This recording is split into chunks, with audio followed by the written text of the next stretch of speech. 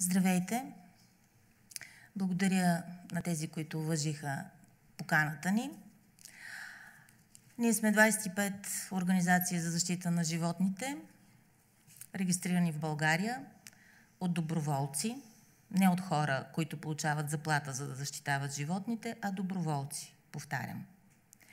Ние правим всичко, което защитава каузата, на която сме се посветили в свободното си време, с лични средства, точно като доброволци. Предполагам, че всеки знае значението на тази дума. Тук до мен са моите колеги от Фондация Добро сърце Никола Стоев, Габриела Попадова от Натис природата, Катя Василева от Дружество за защита на животните ЛОМ и Георги Сърбезов от Сдружение Гражданския контрол защита на животните. Днес сме тук при вас по повод факта, че в рамките на 2 месеца Министерството на земеделието и храните отказва да спазва законодателството на Република България, въпреки нашите сигнали, въпреки гражданските протести. Те продължават един път, втори път, трети път да сформират работни групи за промени в нормативни документи зад гърба на българските организации за защита на животните, които по закон имат това делегирано право да участват в взимането на решения, които касаят животните. В този смисъл ние протестираме и настояваме пред Министерството на земеделието и храните, пред Министерски съвет на Република България да бъдат така добри държавните служители да спазват законодателството, което всъщност те имат задължение да контролират как се спазва от гражданството. Днес ще говорим по няколко теми. Теми, които предшестват една среща в 2 часа, 14 часа в Министерство на земеделието, в резултат от протеста ни на 24 януари срещу това, че се изготвят промени в Закона за защита на животните и Закона за ветеринарно-медицинска дейност и се свиква работна група зад гърба на организациите в България. На тъмно под масата се спретват едни промени, които са никому необходими. Да, може би има някакви интереси лични, но с тези промени по никакъв начин няма да се постигне някакъв по-успешен резултат в овладяването на популацията от бездомни животни. Това, което днес ще коментираме, корумпиран ли е моделът на управление на популацията от безстопанствени животни от българските общини? И възпроизвежда ли се моделът на мафията в Италия и Румъния, която трупа милиони на гърба на уличните животни? С тази така сложна тема сме натоварили господин Никола Стоев от Фондация Добро сърце. Давам му думата. Постарали сме се възможно най-кратко в резюме да ви запознаем с проблемите, за решаването на които ние сме готови да стигнем до край. Заповядайте, господин Стоев. Мерси. Поводът за настоящото обращение към вас, както каза госпожа Боснева, безпардонните опити на Министерството на земеделието и храните са законови корекции да се прикриват законови нарушения на големите български общини, да се отварят нови пазарни ниши за дейността на определени неправителствени организации, не сред нас тук представените, и да се опише за кратко също липсата на реални действия за овладяване на популацията от безстопанствени животни.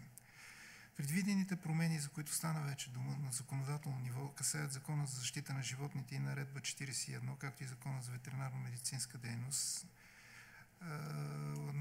Също така предстои да се изготви национална програма за безстопанствените животни, като всички тези промени, включително с изготвянето на тази програма, са нецелесообразни, незаконосообразни и мотивите са им свързани единствено с усвояването на средства от националния бюджет, като една национална програма, например, не е административен или нормативен акт и не поражда задължения за изпълняващия, но може да се финансира от държавния бюджет с обществени средства. Тя също така не подлежи на съдебен контрол за законосъобразност. Следователно, гражданското общество не може да контролира разходите, извършвани по нея. И това е едно от потвържденията, че всъщност поводът тук, за който сме, става дума за нещо, което в сърцевината си е незаконосъобразно. Господин Стоев, искам да наблегнете на това, цифрите, които ги имаме като факти. Всъщност, промените в закона целят вкарването на тази национална програма, както той подчерта, че това не е нормативен акт и не може да се обжалва, не може да се контролира изпълнението му. А всъщност ще се натовари държавния бюджет от държавата, ще се вливат пари в общините за изпълняване на тези програми. И сега ще помоля господин Стоев да каже цифрите, като взимаме пример Столична община, макар че тук примерът трябва да е най-положителен. Какви цифри всъщност се използват за овладяване на популациите? Значи, преди да стане дума за цифрите, само с едно изречение, може да се вмъкне, че на правно ниво парадоксът е такъв, че с програма, национална програма, която не е административен или нормативен акт, се коригира закон, който влиза и се гласува в Народното събрание. Той е в нарушение на Европейската конвенция, т.е. изменението за защита на животните компаньони. И в край на краищата веригата се затваря на правно ниво от това, че с документ, който не е нито административен или нормативен акт, се гласува закон в нарушение на ратифицирана от български парламент Европейска конвенция. Или българският парламент ще гласува промени в закон, с които ще наруши конвенция, която самия той е ратифицирал вече веднъж.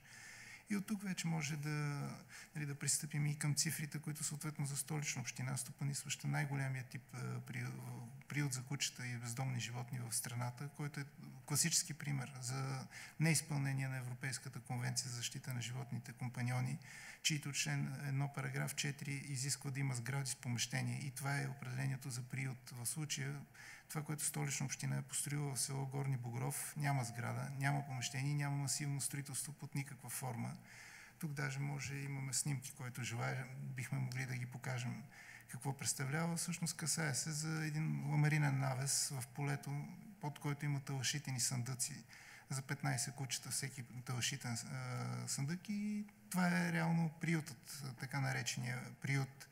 Този приют обаче струва и това решение е взето с решение на Столичния общински съвет от 25 юни 2012 година, струва около 2 милиона и 500 хиляди лева. Това е една себестойност, която по цени в строителството средни цени от 2013 година възлиза на изграждането на хотел от 3 звезди, категорията 3 звезди масивно строителство най-малкото.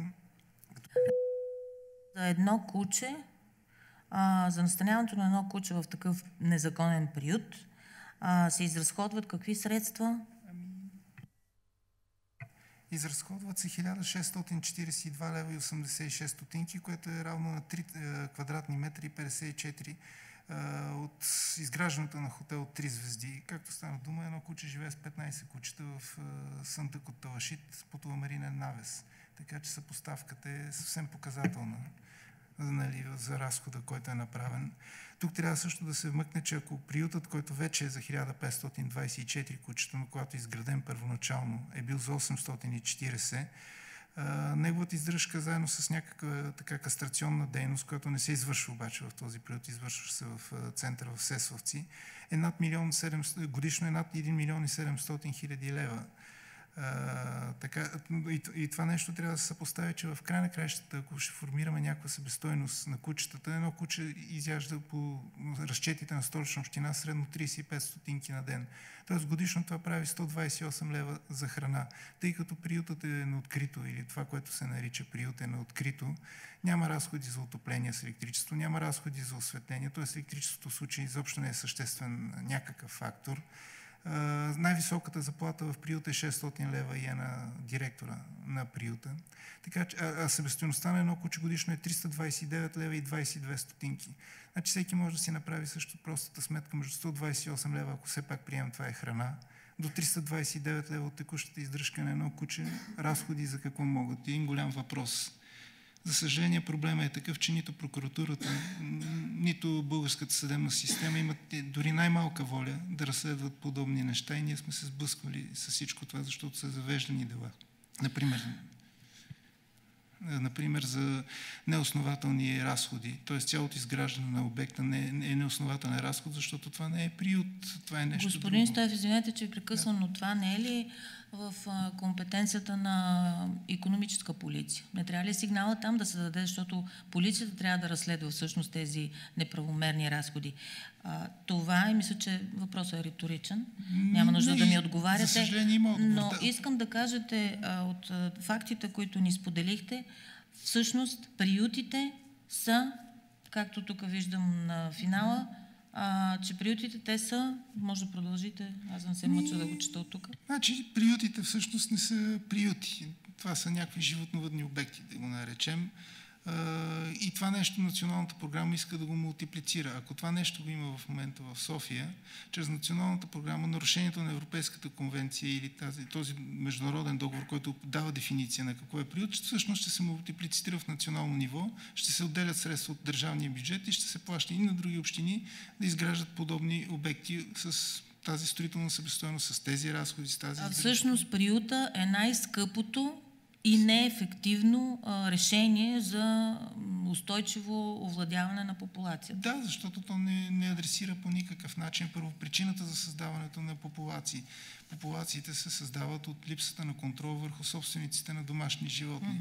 В случая приюта прибира животни, които вече се отзовават и се размножават по улиците и така може да работи като механизъм за безкрайни държавни разходи, след като няма контрол върху причините, които създават тези животни. Кой има интерес, нека всеки сам си отговори. Да, в този смисъл нарекохме тази тема точно корумпиран ли е моделът на управление на популацията от бездомни животни, защото тези факти мисля, че са ви достатъчни за хотелите тризвездни, в кавички, на кучетата. Може да направим едно сравнение, понеже стана думи за модела за мафията в Италия, Испания и Румъния. Значи има само една техническа разлика между това, което се прави в България. Техническата разлика е, че примерно в Италия от европейски програми по 7 евро на ден на куче се отделят в такива приюти, нали, елементарно да се... И това всички всъщност е общо известно като факт, че повечето фирми, свързани с различни кланове на мафията, съответно с протекции и връзки на общинско ниво, стопанисват подобен тип приюти в Италия. Техническата разлика в варианта с България е този, че в България все пак от европейски програми не се дават пари за общински приюти, просто там директно се дават от общинските бюджети. В случай Националната програма въвежда и още едно финансиране на държавно ниво, финансиране на подобен тип. От тук нататък всичко е просто абсолютен еквивалент. Благодаря, господин Стоев. Сега да дадем думата на госпожа от НАТИС природата Габриела Пападопова. Всъщност вървиме натам в резултат на тези модели, които смятаме, че са корумпирани, дали са поръчкови предложенията за промени в Закона за защита на животните, Закона за ветеринарно-медицинска дейност и Наредба 41, разбрахме в последствие, че и нея искат да променят. Заповядайте, госпожо. Благодаря. Значи аз може би ще повторя част от акцентите, които постави господин Стоев. Защо?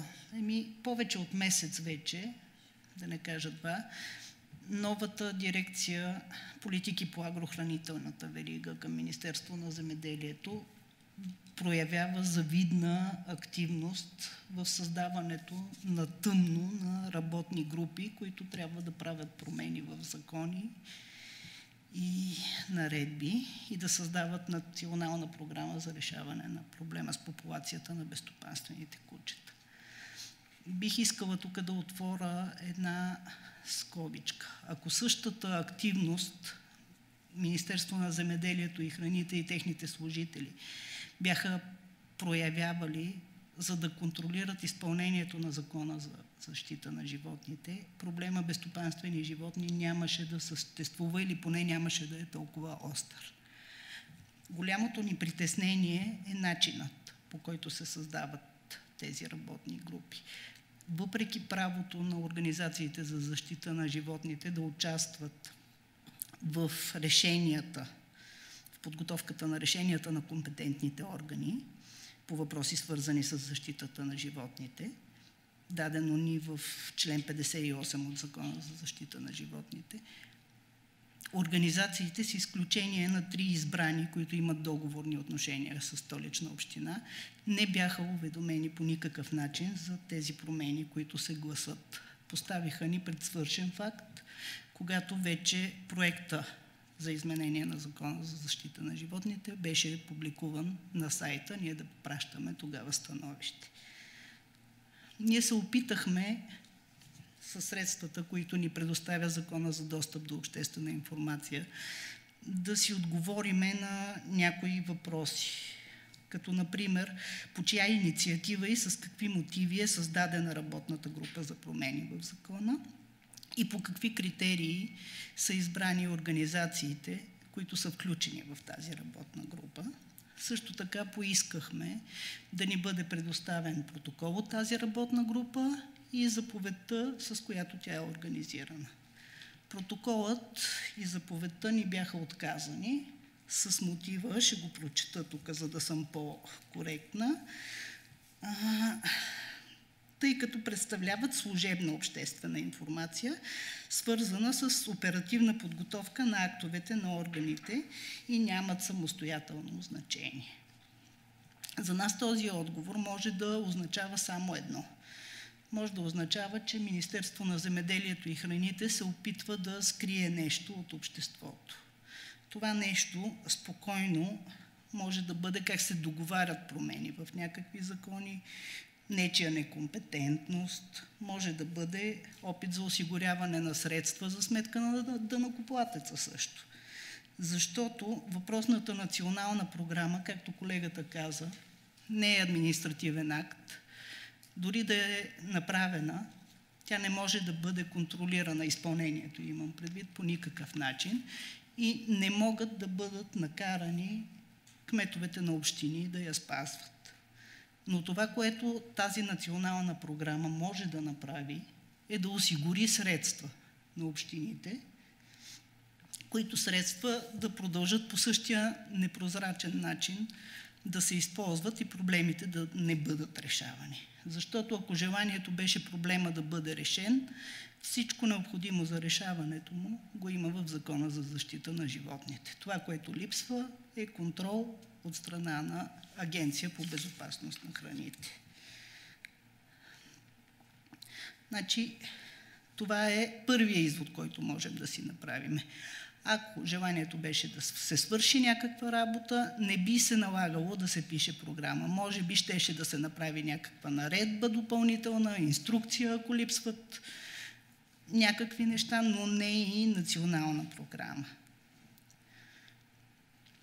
Това, че тръгват да правят национална програма, за нас е поредния опит да се прикрие всъщност бездействието на институциите, на общините по-точно и на Министерство на земеделието и храните.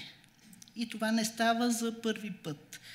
Значи, има един срок по Закона за защита на животните, който беше 3 годишен. При приемането на закона през 2008 година, този закон беше 2011 година. До 2011 година не трябваше вече да има по улиците безстопанствени кучета, популацията трябваше да е овладяна и след този срок кметовете трябваше да търпят глоби за несвършената си работа. Тъй като до 2011 не беше направено почти нищо по този въпрос, кметовете поискаха срокът да бъде удължен. Тогавашният министър на земеделието Мирослав Найденов им го удължи до края на 2015 година. Сега се търси всъщност ново оправдание, че не е свършена. Между другото, Габи, на фона на 200 и колко са общините в България? 260 така, имаме данни, че всъщност по закон те са длъжни от 2008 година да приемат програма за овладяване на популациите, но само 60 общини са приели такива програми. И за да прикриеме бездействието на тези кметове, останали 200, така ли излиза бройката приблизително, непрекъснато се измислят нови и нови оправдания. И за да не остане обществеността с впечатлението, че ние сме някакви отрицатели, които само критикуваме, Габи, моля те, кажи всъщност не национална програма, а какво е необходимо, за да заработи ефективно закона. Ние предлагаме институциите да си влезат в ролята и да започнат да осъществяват контрол върху спазването на закона. Така, аз искам да кажеш и две думи за това, че ние искаме работна група, в която да се изготви една инструкция. Да, значи за тези неща, които не са съвсем ясно дефинирани в закона, ако се счита, че има такива. Там може да се направи инструкция, може да се направи нещо като правилник за прилагане на закона, могат да се разпишат ясно с участието на организациите тези правила, по които да се работи, за да стават нещата чисто, бързо и прозрачно най-вече. Още повече, че 2011 година бе прието едно допълнение в закона за наредба как да се прилага програмата в общината, което е изключително важно, но аз не знам до сега община, която да е приела такава наредба. Ето за тази наредба, където подробно могат да се напишат процедурите, по които се изпълняват регламентите в закона, за тази наредба може да се съберат експерти. В тези експерти включвам, разбира се, и представители на организациите в България, да се изготви една такава инструкция или както искат да го нарекат. Но национална програма, да товарим данъкоплатеца от собствения си джоб, той да плаща приютите на цена 3-звезден хотел, а всъщност някаква къщичка от шперплат, и това всъщност да не води до никакви успешни резултати при овладяване на популацията, е недопустимо. Габи, ако искаш още нещо да допълниш или после може във въпросите на журналистите. Последното нещо, което искам да допълня, тъй като темата е дали са поръчкови тези промени. Ние имаме едно предположение, кой е инициатор на тези промени. И това предположение се базира на една покана за участие в електронна работна група за промяна на наредба 41. Столична община е поискала създаването на тази странна форма на работна група, за да удължи срока, в който има право да ползва големия приют в Горни Богров. Приют, който е незаконен и не отговаря на изискванията. Не бихме се очудили Столична община да е инициатор на всичките тези промени, които се правят на тъмно. Това имам да кажа. Надяваме се журналистите да потърсят отговорите и да ги намерят откъдето трябва. Продължаваме с третата тема, защото всичко това на тъмно под масата, изготвянето на едни излишни промени в нормативната уредба, с такива от наша страна, да речем, предположения за удовлетворяване на нечии интереси, всъщност ни води към този извод и въпросът всъщност компетентни ли са изказванията на служителите на Министерството или пък, ако това е некомпетентност, дали умишлено заблуждават обществеността. Защото сме свидетели на такива изказвания. Тема, върху която ще сподели нашето становище господин Сербезов. Заповядай. Само понеже изразихте съмнения за това дали първо дали измененията обслужват нечии интереси, аз изобщо нямам никакви съмнения. За мен е очевидно, че обслужват интереси първо на общините, второ на големи организации за защита на животните или нещо гравитиращо покрай защита на животните, които стопанисват приюти в или без партньорство с общините. Тя категорично е така. Едно от бруталните предложени изменения е за практическото ликвидиране на обществения контрол. Законът за защита на животните е може би единственият закон в България, доколкото на мен е известно, който изрично предвижда в глава контрол, има специален раздел обществен контрол. И той е на систематично първо място представен пред държавния контрол. Значи това е нещото, което за тези 7 години действие на закона очевидно най-много ги притеснява и има сериозно основание да е така, защото това сме хората в България, които са настоявали за правото си да упражняват този обществен контрол. И този обществен контрол се упражнява изцяло в обществен интерес. Ние нямаме никакъв инвестиран материален или какъвто и друг интерес в това да контролираме как общините изпълняват закона, как харчат нашите пари и какви са резултатите за скъпо несвършената работа. Така че аз го казвам съвсем открито, нямам абсолютно никакви съмнения. Тези изменения, те са буквално поръчкови, те обслужват интересите на общините и на въпросните организации.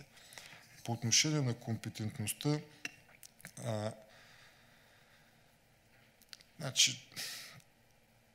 те изменения, освен че се направиха изцяло на тъмно от вчера за днес и неясно от кой, то си личи и по качеството на така сътворение от тази тайна работна група документ. Той е крещящо неадекватен, на много места буквално неграмотен, не говоря за некомпетентност, материална, не в правния смисъл на думата, а буквално за неграмотност. Пример много фрапиращ според мен и в мотивите за изменение на закона е записано първо по отношение на националната програма, заради това, че България е страна членка на Световната организация за здравеопазване на животните. От това произтичало задължение тя да спазвала разпоредбите на погрешно приведения териториален код на сухоземните животни. Нищо такова няма. България е член на тази организация, но това е нещо извън общностното право. Този документ, териториалния код, той има изцяло препоръчителен характер, има смисъл на стандарт, за никакви разпоредби не може да става дума, камо ли за задължение на страна, член на тази организация да ги спазва.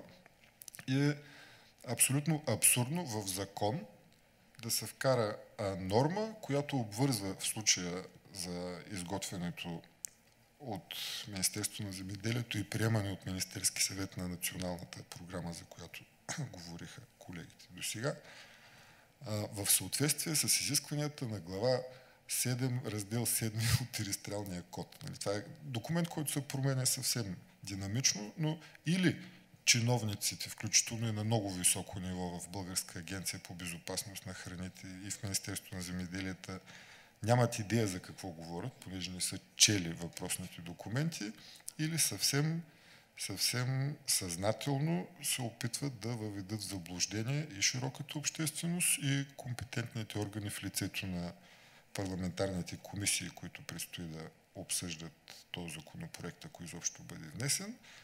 А другия страхотен пример е твърдение, това също е записано и в мотивите, че европейското законодателство било категорично и то изисквало чипирането на домашни любимци, кучета и котки. Преди няколко дена доктор Лора Пастухова-Джопарова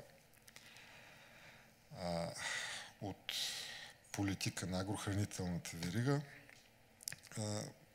говори в интервю в пряк текст, че европейското законодателство изисква задължително поставяне на чипове както на кучета, така и на котки. В мотивите към закона пише, че това било изискване на Европейски регламент 576 от 2013. Въпросният регламент обаче, понеже едва ли някой би заподозрял, че от такова високо ниво ще звучат откровени лъжи,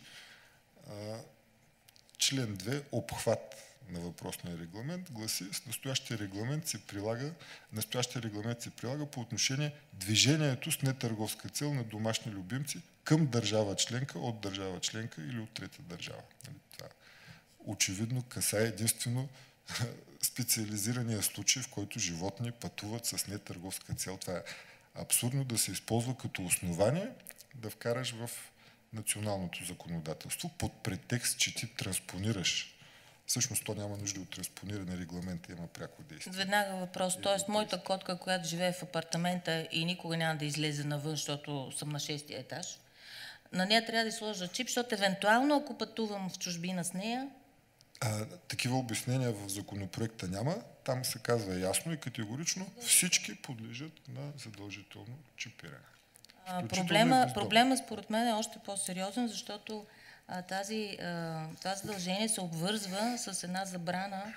Ако не си чипираш животното, ти забраняват да го вакцинираш против бяс. Бих искала да коментираш точно това. Точно така. Това е всъщност доста показателно, да кажа. Въпросната Световна организация за здравеопазване на животните и въпросният териториален кодекс, той се занимава предимно и основно, това е неговата цел, ограничаване на заболяванията и най-вече заразните заболявания сред животните, и разбира се, беса е на едно от първите места, като с много висока опасност и за животни, и за хора. Едно от предлаганите изменения гласи именно това, че ветеринарните лекари ще бъдат задължени да отказват вакциниране срещу бяс. Забележете, срещу бяс. Никой, както и да е. Всеки, който има домашен любимец, никой не вакцинира само за бяс, всеки вакцинира с поливалентни вакцини заради други, доста по-разпространени.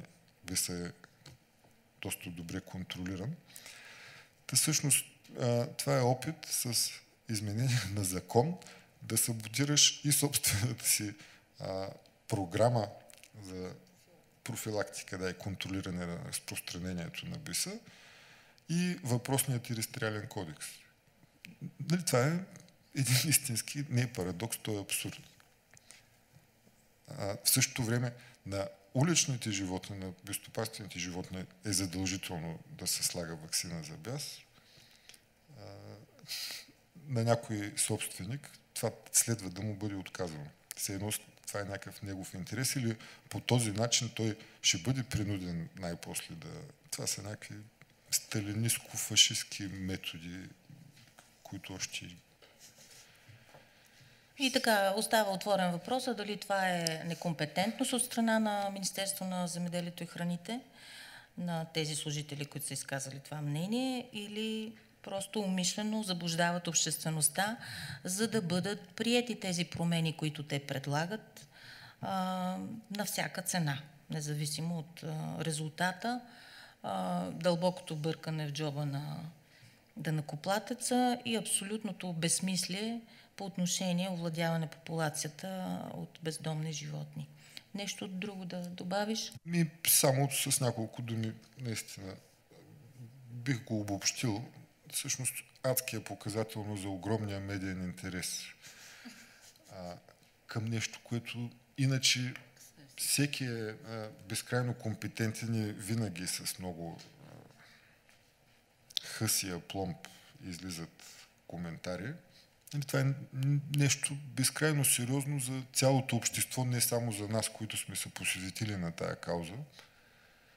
Истината е, че това е закон, който е приятие в сила от 7 години и никой никога не се е опитвал да започне да го изпълнява. Този закон от самото начало беше подложен на яростен бойкот, а на места и на саботаж от почти всички български общини, с покровителството на държавните контролни органи в лицето на бившата Национална ветеринарно-медицинска служба, настояща Агенция по храните и Министерство на земеделието. Всички разписани мерки, става дума за общо една глава, глава 5 от закона, в която има общо 16 члена. Там е кристално ясно разписано какво следва да предприемат общините, в какъв ред, в каква последователност и кой упражнява контрола, кой е отговорен за изпълнението на закона. Това са 16 члена. От тогава до сега, в това състояние на бойкот, се търсят единствено поводи за шикалкавене, за отлагане на започването на прилагането на закона и контрола по него. И това е поредният пример. Първо 3-годишния срок за кметовете, който 3 години се изтекаха така, просто никой изобщо не започна да работи по този закон. Удължиха се го до 2015, а със сегашното изменение вече се удължава безсрочно, практически безсрочно. С аргументите, че липсвала яснота и подробна нормативна уредба. Общините не знаели какво трябва да правят, какви са им задълженията спрямо този закон. В същото време има задължение общините да приемат още на 3-я месец след влизане в сила на закона 2008 програми. Те сами пишат своите собствени програми за овладяване на популацията. Някой да има наказан за това бездействие? 2011 наредби, разбира се, че няма наказан. Разбира се, че няма. И това беше в продължение на 1 година след изтичане на срока 2011. Агентите от агенцията се чудиха на къде да си обърнат главата при пределната яснота, че няма един кмет в България, който да не е закононарушител. От 31 януари 2011 до към декември, когато влезаха измененията. Значи, как постъпва държавата по отношение на проблема с овладяване на популацията? Първо, след широка дискусия се приема закон, признат за добър и модерен от абсолютно всички страни и от Европейската комисия, разбира се. И оттам нататък почва неговото западане, шикалкавене и опити за замазване и омъгляване нещата. Сега, освен общинските програми, общинските наредби, наредба 41 за условията в приютите на министър на земеделието, сега се готви и национална програма, може би и някакъв акт по нейното прилагане и единствено хаос може да доведе в нещо, което всъщност е доста ясно от самия текст на закона. Така реагира държавата. Тя просто се казва, добре, щом общините бойкотират този закон, ние няма да им чупим хатъра и почва. Отпадат задължения, отпадат отговорности, ограничава се контрола, говори се за скъпо било на общините да изграждали приюти и трябвало вече да могат няколко общини да изграждат един приют. Добре, 2-3 общини изграждат един приют и това значи, че едно куче, за да бъде обработено, ще пътува средно 200 км в едната посока и 200 км, за да бъде върнато обратно по места. И това ще бъде ефтино. За такива изменения. Всички изменения и мотивите за тези изменения са от такъв порядък и с такова качество. Значи конкретизирам до тук съмнение за корупция. Една от причините за тези на тъмно направени промени, предложения за промени. Темата на Габи всъщност поръчкови ли са тези предложения за промени? Според нас да. И това, че цялата тази кампания е подпомогната и от тези некомпетентни или абсолютно умишлени заблуждавания на обществото, предвид това, че тези промени става ясно, че могат да се окажат една бомба с закъснител и да заплашат здравето на хората, предвид на саботирането на профилактичната програма срещу разпространяването на болестта бяс. И тъй като ние все пак сме организация за защита на животните, редно е да кажем 2 думи, наистина много кратко, Кате, за това как игнорирането на организациите, а то е задължително при изготвянето на тези промени, защото ние не можем да се съгласим с такова нещо. Тоест, идеята да ни игнорират е точно тази, да могат те да си ги спретнат тези промени и да си ги прокарат безпроблемно. Така че, екзекутирайки обществения контрол, всъщност всичко това води и една безнаказана жестокост към животните и нарушаване на правата им. Наистина много накратко. Катя Василева от ЛОМ. Много накратко. Значи нещата са пределно прости и ясни. Ние искаме да се спазва закона, държавата не иска. И затова произлиза и конфликта между нас. Опитват се да ни елиминират по всякакъв начин с некомпетентни, анонимни отговори на наши и протестни становища, и становища по отделните текстове, които се предлагат за промени в закона, и с някакви общи приказки, които в един момент могат да събудят така усмивка, след това така гняв, че се опитват по този начин да се отнасят към нас, да ни елиминират, защото очевидно им пречим. За годините, през които законът е създаден и съществува, 2008 е прият, значи системно този закон се, аз казвам, екзекутира ежедневно. И най-големите екзекутори, нарушители, хайде да бъдем по-меки, в квалификациите системни нарушители, това са общините. До тях се нареждат и контролните органи, така наречени, които спят някакъв сън 8 годишен за сега, може и 100 годишен да се окаже, ако вървим по тая линия, нали, да създаваме програми и ред още такива документи, които са абсолютно безсмислени, защото те по никакъв начин няма да подпомогнат решаването на проблема. И проблема не са бездомните животни, проблема са нашите институции, които наистина са абдикирали от задълженията си. Дали е некомпетентност? Да. И некомпетентност, и то е арогантна некомпетентност. В ЛОМ, например, един от председателите на общинските комисии и съветници, председателя не знаеше, че общините имат задължение по Закона за защита на животните. И същия този председател 2 години по-късно беше автор на наредба, която в последствие съда отмени, защото я обжалвахме. Въпросните наредби, които се приемат някъде от общини, не навсякъде, някъде абсолютно нищо не е пипнато и не е работено по закон за тези 8 години. Значи от 265 и то преди 2-3 години информацията ми е, че около 64 общини с нещо са направили. Друг е въпросът какво. Значи там, където се отделят много пари, обикновено тези пари отиват не по предназначение. И говорим за източване на общински бюджети. Там, където има имитация на дейност, както например Ломска община, може да се каже, че имитира дейност, и трета група общини, които абсолютно нищо не правят. Те даже и не имитират дейност. Най-заинтересованите този проблем да продължава и да не свършва с самите общини.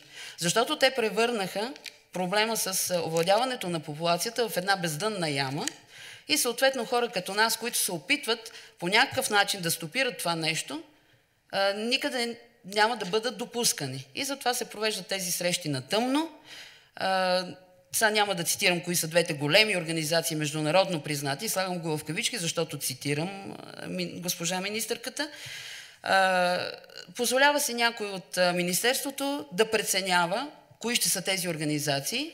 Оказа се 2, които са допуснати, както и преди 3 години, когато беше национален протест срещу Найденов, и Министерството тогава за политиката, която се води. Отново същите организации на тайна среща с Найденов. Сега още по-нелегално беше проведена такава сбирка. В един момент излизат тези абсурдни проекти за промени на законите и се оказва, че Закон за защита на животните от един наистина добър закон, международно признат, съобразен с европейско законодателство, ще бъде превърнат в закон на абсурдите, който ще обслужва само нашите нарушители. Ние не сме съгласни с това нещо. За да не губя повече време, само ще спомена, че ние сме писали първо заявление до Министерството, както и всички колеги и организации, около 30, и сме поискали на основание член 58 алинея 2 от закона да се възползваме от нашето законно право, предоставено ни от закона, да участваме в изготвянето на проекти за изменение на законите. Национална програма не сме съгласни, че тя ще е фактора, който ще реши проблема, а то е да няма животни по улиците. Ние просто искаме да няма животни по улиците. И това да стане хуманно решено. А всичко това, което се очертава като политика, като действие, и това, което върши държавата в лицето на Министерството, на общините, в крайна сметка води до погазване, до екзекутиране на закона, до системни жестокости, затова има и вилнеещи Фейсбук групи престъпни, сега да не отиваме в тази тема, и затова с това ще приключа, се стига и до такива реклами, няма да цитирам кой сайт е, нали, за продажба на стоки в интернет, където се рекламира, продайте изгодно стоки, вещите на жена си, една от вещите беше кученцето, не знам си кое. Ето това е. И сега това, че интерес по това, че колко журналисти се отзоваха на поканата за пресконференцията, показва как се гледа, а това е наистина изключително сериозен въпрос, защото става въпрос в крайна сметка за пари. И ако не друго, това поне всички би трябвало да ги интересува, защото тия пари излизат от джоба на всички ни. Приключвам с това. И пак повтарям, става въпрос и здравето на българските граждани, защото болестта бяс до сега, ако е ограничавана, тя е ограничавана благодарение именно на тази задължителна вакцинация бяс, която в момента с тези предложения за промени Министерство на земеделието и храните иска да я саботира. Рекетира собствениците, няма да ти вакцинираме кучето, ако не го чипираш или му сложиш транспондер, новата дума, чужда дума използвана, незнайно защо. Така че по този начин се отваря една огромна проблемна ниша от животни, които няма да са вакцинирани срещу болестта бяс. Припомням само, и това трябва да се повтаря непрекъснато, че Закон за защита на животните включва метода кастрира и върни по препоръки на Световната здравна организация, която се грижи за здравето на хората, защото мерките, които предвижда Световната здравна организация, са именно за ограничаване разпространението на болестта бяс чрез тези пръстени около населените места от кучета, които са кастрирани, неагресивни и върнати обратно по местата. Те са вакцинирани против бяс. Първата среща на диви животни, които биха тръгнали към населените места и са носители на болестта бяс, ще бъде с тези бездомни кучета, но след като те са вакцинирани против бяс, до там ще стигне разпространението на беса. Какво обаче ще се случи, както в Владая преди няколко години имаше такъв инцидент, лисица беше слязла и беше нападнала домашни дворни кучета. Ами ако тези кучета, ветеринарният лекар се е съобразил с забраната, която искат да вкарат като регламент в закона Министерство на земеделието и храните и не е вакцинирал кучетата против бяс, значи тогава още трябваше да пламне бяс в София. Представете ли си какво се случва? Беса е нелечим. Ваксините се слагат предварително, не следварително. Заразиш ли се от бяс, заминаваш. И това е изключително важно и аз наистина недоумявам, защото в поканата ние сме споменали този важен акцент. Недоумявам защо няма интерес от страна на журналистите. Става въпрос за здравето на българското общество. Деца, възрастни, всякакви. И за да приключим темата, всъщност задаваме си въпроса, кой носи отговорността за целият този хаос, или по-скоро аз бих го нарекла един отдалече плануван акция след акция план за въвеждането на тези промени. За съжаление, ние разполагаме само с част от нормативните, от ненормативните, с документи. Такъв документ е писмото на госпожата, която завежда тази дирекция. За по-лесно, аз няма да използвам тая политики по агрохранителна верига. Доскоро това беше за здравеопазването на животните. И пак продължава тези функции да са част от тази дирекция. Тази доктор Лора Пастухова-Джупарова е директор на тази дирекция. И тя изпраща писмо само на 4 организации, при положение, че организациите в България са над 30, организации, които активно са участвали до този момент в взимането на решения, касаещи животните. Дали те са упълномощавали свои колеги и не 30, а 10 човека или 5 човека са отивали да представляват тези организации, без проблем, но винаги са били зачитани тези организации. За първи път сега, в рамките на 2 месеца, се прави на тъмно работна група за промени в закона.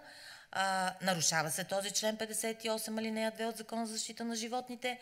Ние подаваме сигнали, организациите, правиме протест, гражданите подават свои протестни писма във връзка с това и въпреки това се сформира нова работна група със същото нарушение на закона, този път за въпросната национална програма. Един парадокс, обясниха колегите, не може нещо, което още не е прието от Народното събрание, ти да сформираш работна група и да издаваш заповед за изготвянето на такава национална програма, каквато все още няма в законодателството спомената.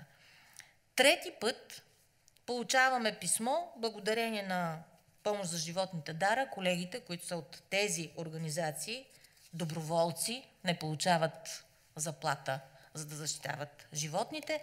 Те, незнайно защо, а може би умишлено, за да получим този документ все пак, са включени в тази електронна работна група.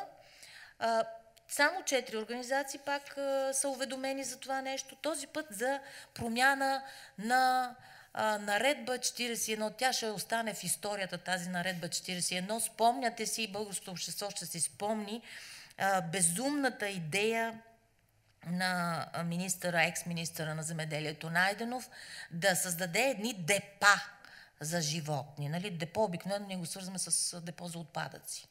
И то действително регламентите са точно за отпадъци, защото там в едни телени ограждения се настаняват животни без значение възраст, пол, здрави, болни, на едно място, без право на кастрация, без право на достъп от граждани, само с право да умират. Дали избивайки се помежду си, дали от глад, дали от жажда, няма значение.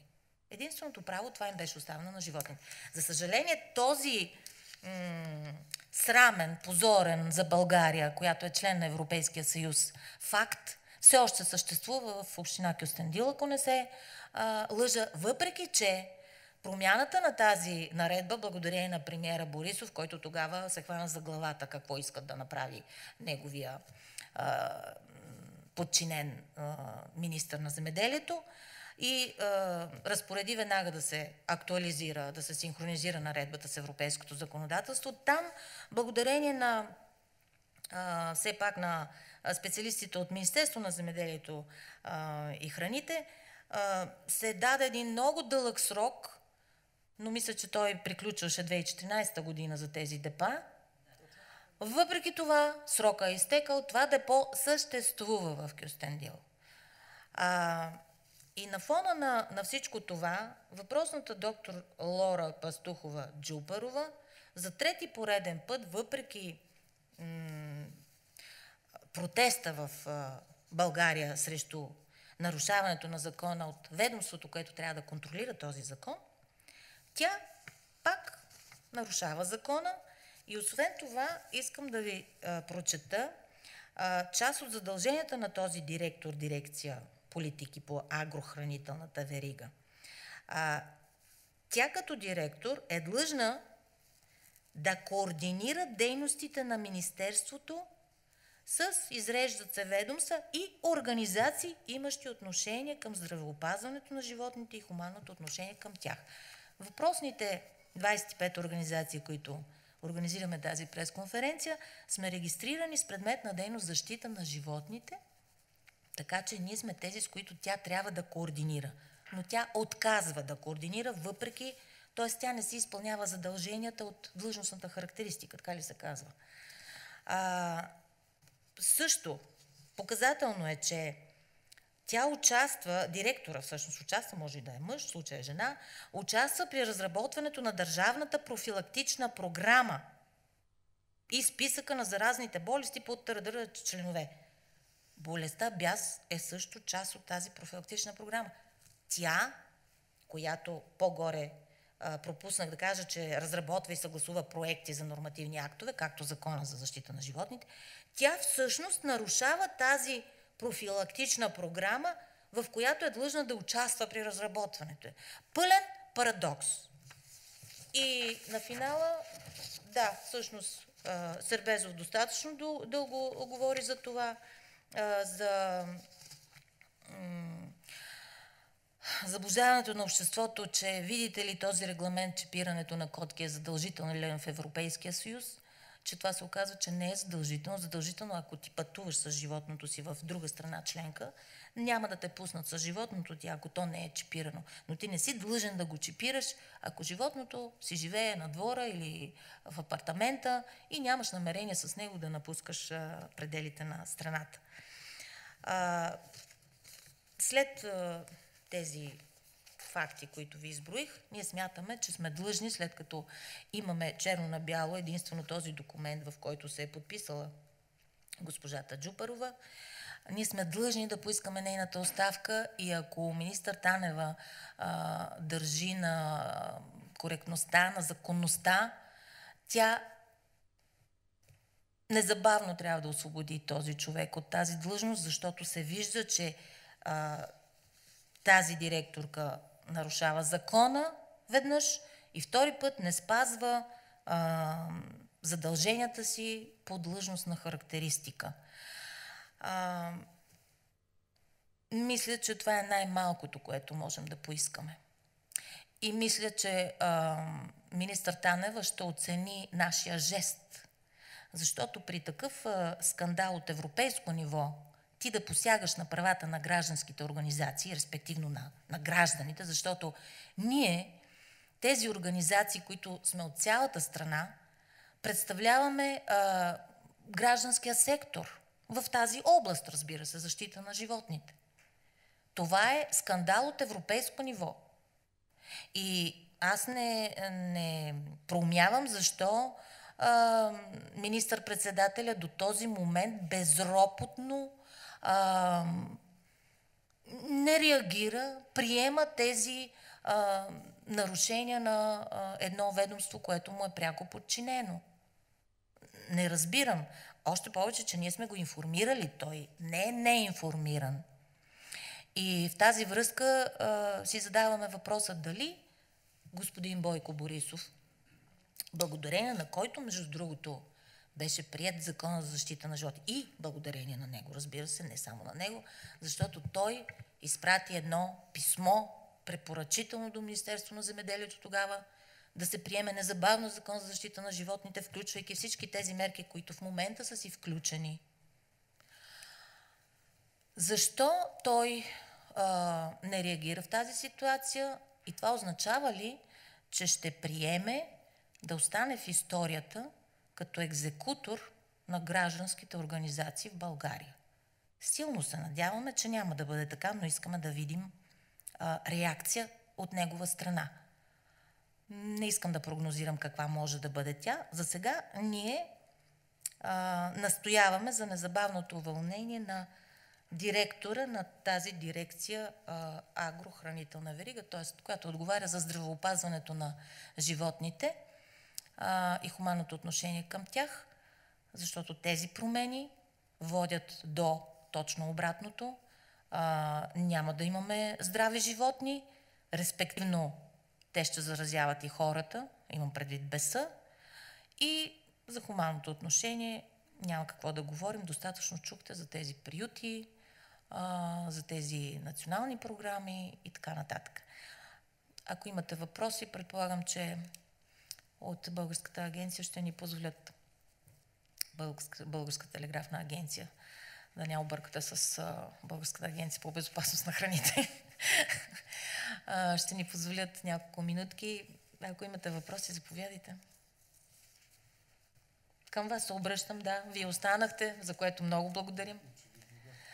Вие сте, да, представители на журналистите в България, който се интересува. Това са колеги от цялата страна дошли. Аз искам да добавя тъй като не само журналиста има в момента да ви чуем. Да.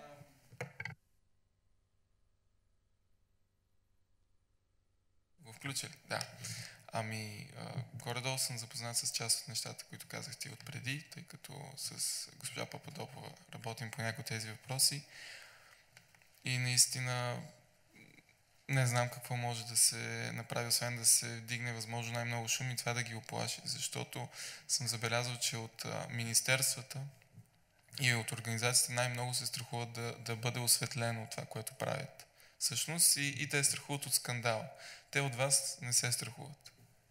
И от нас, и от никого. Страхуват се от обществеността и наистина трябва да се разпространи възможно най-много места това, което се случва. Моля.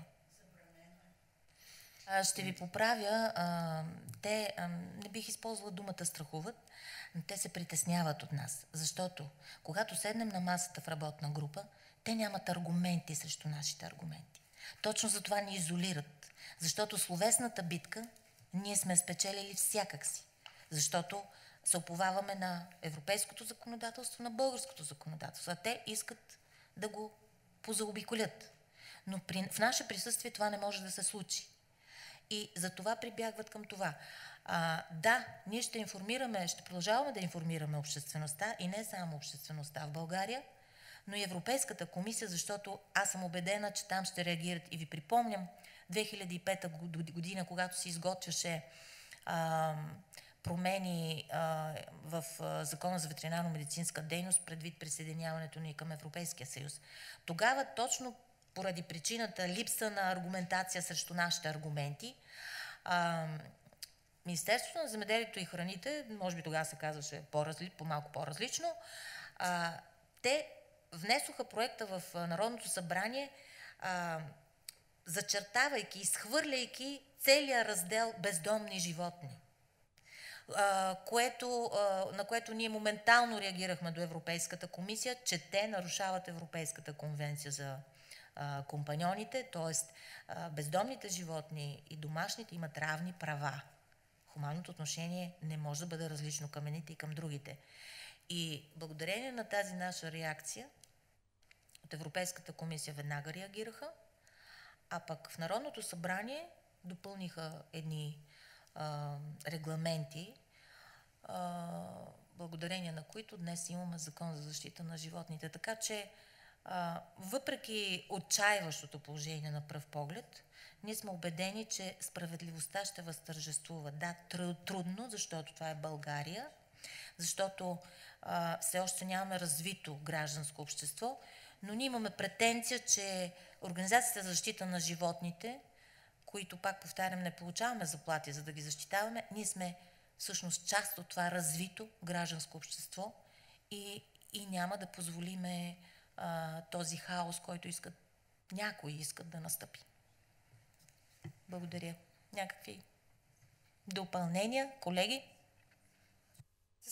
Кратичко, Грети, само. Да, исках да спомена за миналата година, 2014 януари, на 20 януари, мисля, пред медиите президента каза: България няма нужда от рестарт, има нужда от работещи институции.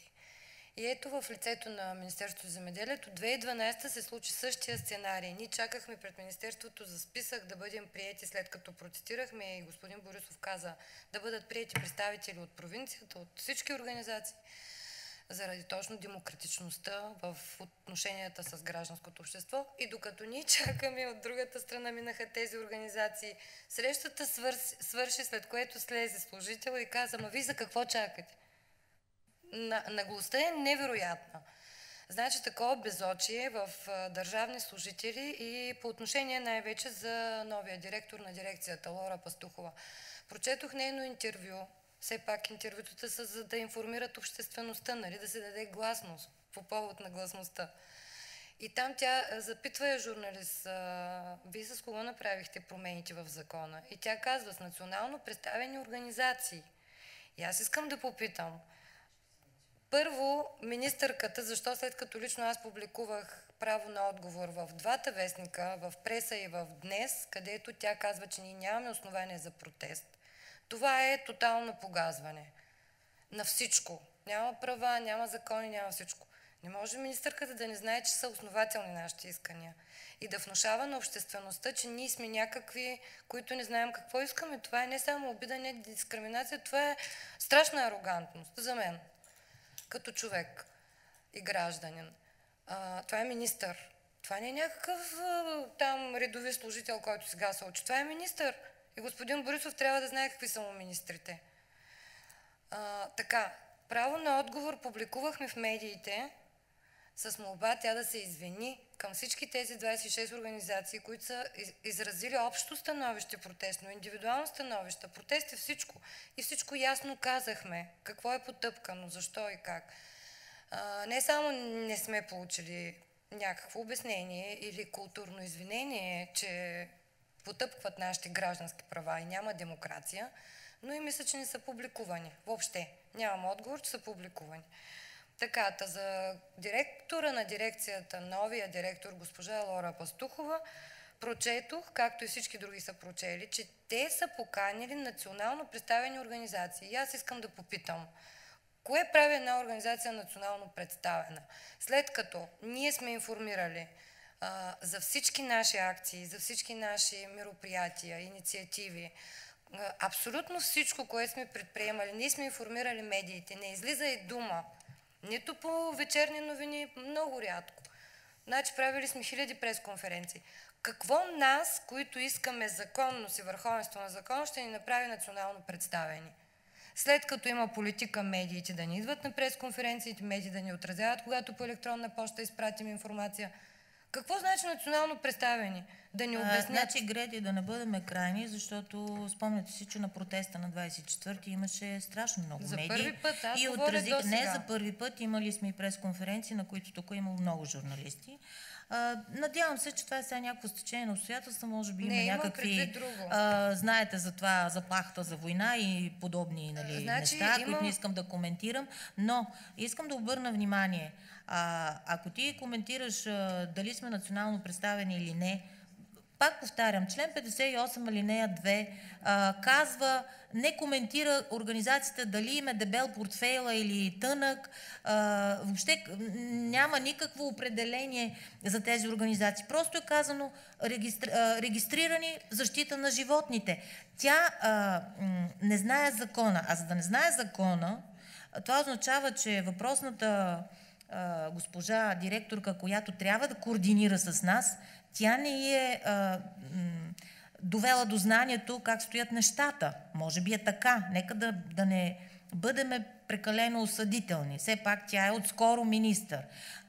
И за да прави това изказване, значи директора дирекции не си е свършил работата да уведоми министъра как стоят нещата.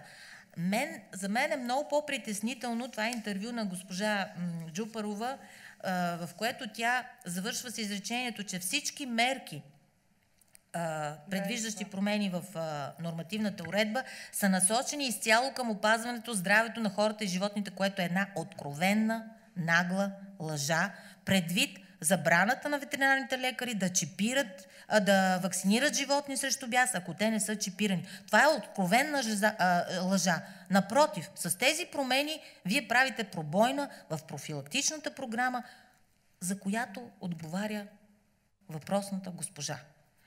И моля ви да приключваме, защото вече е и 20. Само да уточня, имах предвид много важни сигнали. Имаме сигнал до ОЛАФ, в който се задават въпроси за 4 лапи. Дали ощетяват общинските бюджети? Приключваме пресконференцията, защото ни предстои пътуване до Министерство на земеделието и все пак да не прекаляваме с гостоприемството на Българската телеграфна агенция, на която благодарим.